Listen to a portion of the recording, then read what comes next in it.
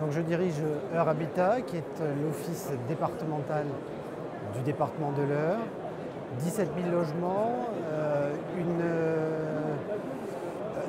une typologie répartie à la fois en logements collectifs et en logements individuels, 70-30 à peu près, et puis des logements relativement anciens, puisque la moyenne d'âge du parc est de 35 ans.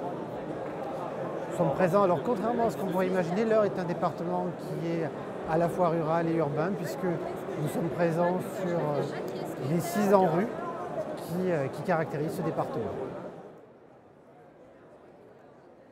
Donc comme je vous l'ai dit, nous sommes présents sur 600 rues. L'année 2013, en continuité de l'année 2012, sera sans doute celle où nous aurons le plus d'opérations qui se mettront en œuvre sur ces territoires.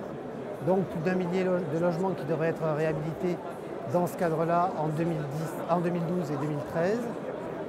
Nous continuons aussi dans ce cadre-là à construire du neuf, là aussi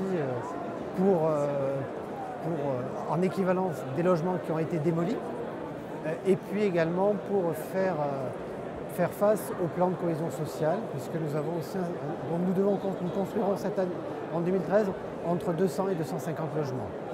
Pour le reste, nous continuons à vendre, sans doute entre une quarantaine et une cinquantaine de logements.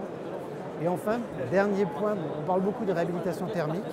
Moi, je suis aussi attaché dans notre organisme. On sent bien que la montée en puissance d'une autre réhabilitation, celle qui est liée aux problèmes sanitaires, en particulier de l'amiante et du plomb. Et ce sera sans doute effectivement un des points sur lesquels nous aurons beaucoup à faire en 2013.